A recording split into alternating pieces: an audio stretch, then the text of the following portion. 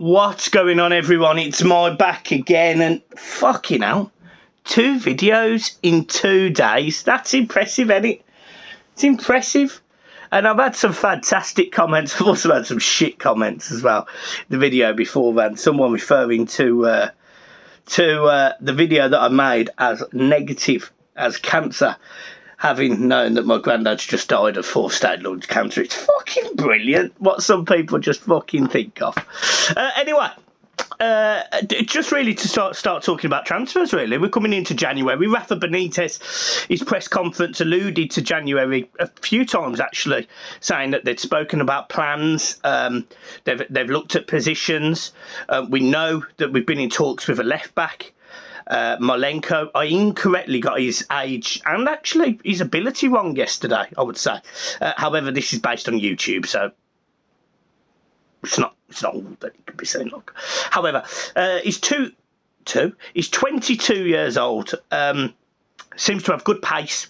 Not scared of putting a foot in, really aggressive in the tackle, but also he's got good feet, can beat a man, can whip a ball, scored a few goals, 88 appearances, 5 goals, and when you're talking about a 22-year-old, it's very different than me thinking he was 29. Thanks, John. Cheers for that. You know, the little clips I've seen of him, he was linked with Manchester United, he's been linked with Arsenal, Chelsea, so he's been linked with teams that are performing better than Everton, albeit I watched Lee Gunner earlier, and he was very adamant that Arsenal are a complete shower of shit, which I empathise with him. I understand. So maybe it could be a good addition. I don't know how much the fee could be, but, you know, apparently it's going to happen in a couple of days, according to some reports, and I'll believe that when I hear it. But it looks like it could be a decent option, especially if Luca Digne is leaving. There's obviously been a fallout with Rafa Benitez. I'm hot.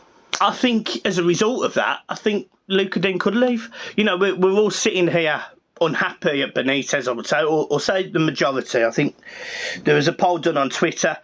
Now, I do understand that Twitter is not the entire fan base, but, you know, I think it was 89% that were saying they wanted him out and 11%. I personally want him out. I think having a cop-out to stabilise our club is an absolute joke. So, you know, maybe he's a good option. We also need a right-back. You know, I think it come out that Seamus Coleman's potentially got a swollen foot and could be out for the weekend. We already know about Andros Townsend, Richarlison. They're obviously blows. Allen will come back into the side. Luca Digne is out through illness. And Rafa threw him under the bus earlier.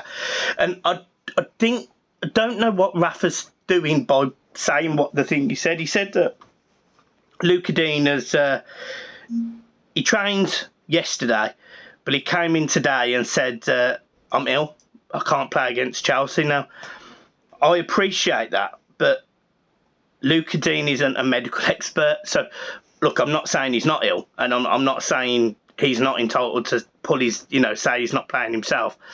It just, the timing seems odd. So I really don't know.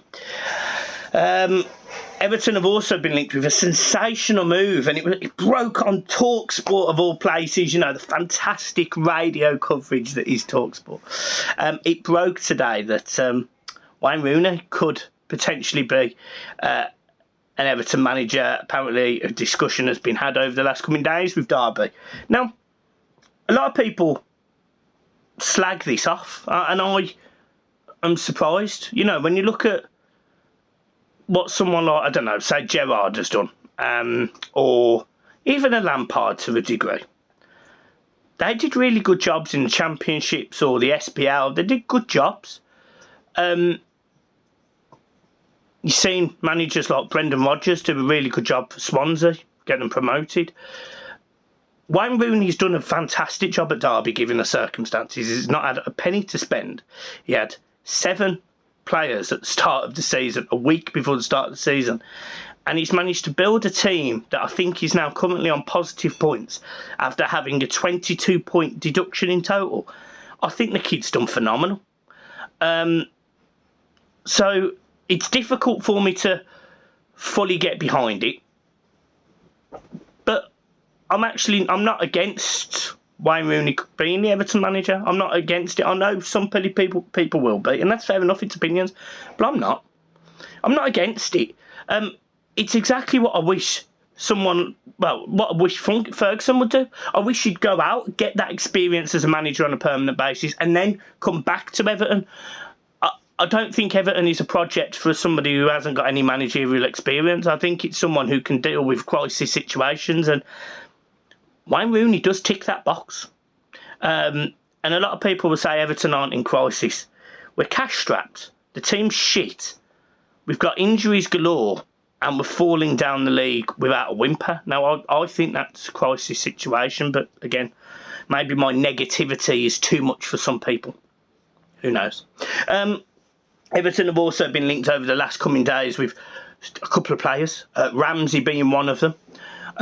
Eden Hazard at one point as well. £22 million apparently they want. I suspect that Everton would go nowhere near Hazard, and I suspect they would go nowhere near Ramsey, because if they're trying to address financial fair play, it doesn't make sense to spend £400,000 a week on wages for two players who quite honestly aren't going to give a toss. They play for Everton Football Club.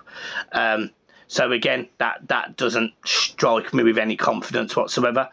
So there's that. I think Everton also will probably want a centre-back. Yuri Mina. He's coming up to the last 18 months of his contract, or his last 12 months of his contract, and has got some serious injuries.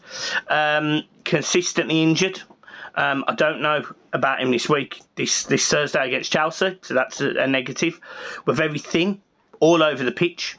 It looks like John Joe Kenny's going to get a game at right back potentially, and that's scary.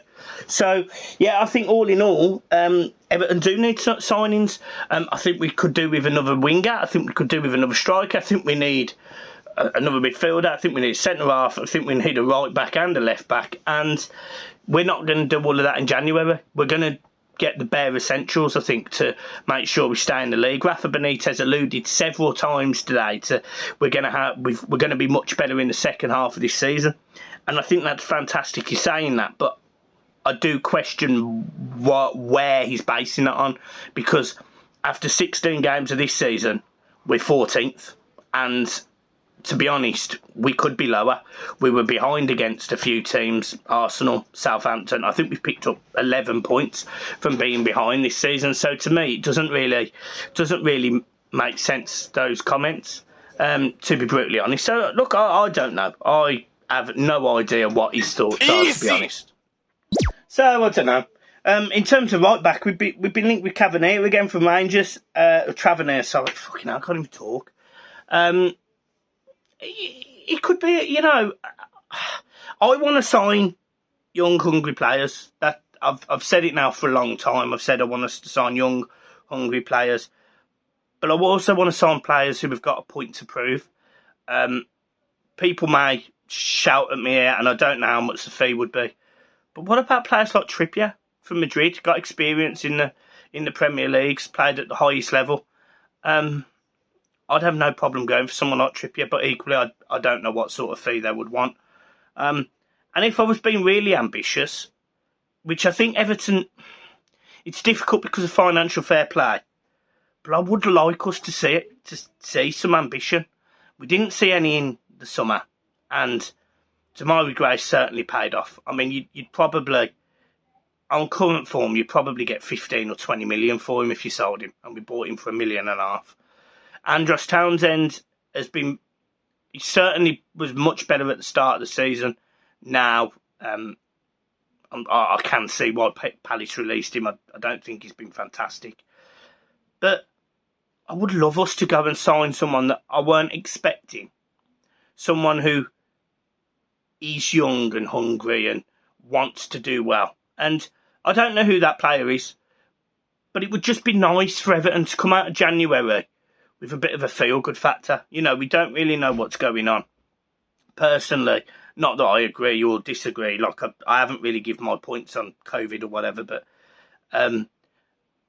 it wouldn't surprise me if we're playing games behind closed doors again, like we was at the end of last season. It wouldn't surprise me, just because of the way that everything seems to be handled by this government, which is an absolute shit show. But that, again, it's just my personal opinion. But we need something to get a bounce again, because I do feel, and I'm guilty of this, that literally every single Everton channel I'm watching right now, and it's not a criticism of anyone, by the way, we're all very down. We're all very negative. And the comment at the start, you know, saying that I was very negative yesterday on my video, he's bang on. I was very negative. He didn't necessarily have to refer to it as cancer. That was a bit below the belt. But he's right. You know, and there isn't a buzz around the place. You know, there's still the 27-minute walkout, which is, I think, is planned for the weekend game. So, I don't know. I have no... Everton aren't giving me that get up and go feeling. And I'll support this club through thick and thin. I really will. I'll give my ticket away a week ago or 2 weeks ago now for my Chelsea game, for the Chelsea game tomorrow. Otherwise, I'd be at Stamford Bridge. I've found out that I can't really go to Goodison on Sunday because I'm meant to be taking Finley to ice skating and some Christmas thing that they're doing. But I think it's very difficult at the minute to know what way to turn, what's going on, and to be positive. I know there was a meeting with the Everton board, with the fan group that had been put together, which is about fan representation on the board. I 100% agree with that, but nothing will change.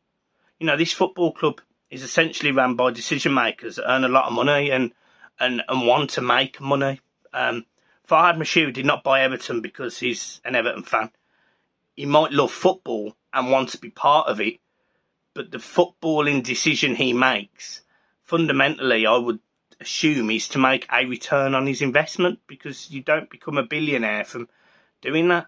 And at the minute, he's looking at a Premier League team that he's mismanaged at 14th in the league after spending 565 million, with a net spend of about 300 million. So, as a football club, we're a mess. And I almost want to take away from that and think of the positives, but it's really difficult because, let's be honest, there isn't many. You know, we have to watch Ron Rust on Thursday. We've got to watch Iwoeful because we've got no other options. We've got to watch Kenny, who, you know, isn't good enough. And these players are on more money than, you know, the average person will earn not in a lifetime, but you know, in a few years, in a week. You know, it's ridiculous. You know, it's absolutely ridiculous. So I don't know. It's difficult for me. Everton needs to bring in improvements, and you will be getting a daily transfer video back, so that'll be good. Mike and Millsy, that will be back as well. I spoke to Millsy today, so we're going to sort out a new date. Monday or Tuesday it'll be. But you'll have that content again. I've got to speak to the lads at Sweet and Sour Soccer. I've got to speak to those guys as well. And Cal, who was part of the channel as well, Cal Brennan. I've got to speak to him as well. But, you know, what's most important is I am still here and I'm all right, and that's all that fucking matters. I'm joking. What's all that matters is you guys are, you know, you're sticking around and you're supporting the club and me and the channel, and I'm very grateful for that.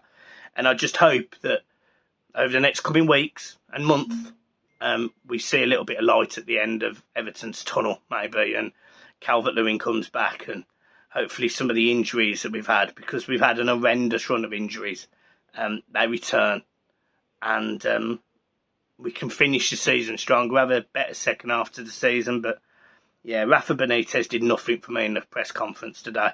Some fans were happy with the way he spoke, and I do get it, but it's just a smokescreen for me. I think this is a man that is saying you can't build Rome in a day to just buy himself more time. He keeps saying that we're going to have a good finish and a good league position at the end of the second part of this season. I don't buy it. I think I predicted Everton would finish 13th, and I'm not going to change that. I think Everton will finish 13th or lower, and it will be a surprise, and a nice surprise if we finish above that. But I think Everton are in, not a crisis, but to a degree a crisis. So, guys, I'm leaving it there. Have a fantastic one. If I've missed any names, make sure you hit me up on Twitter and Instagram. Really important. I've had hundreds of DMs messages over the last week because I haven't been active. So I do need to reply to them all, but it's going to take me fucking ever. So just stick with me. And as I say, Instagram and Twitter, Blue Boys Network, make sure you're there, and I'll see you soon. Peace.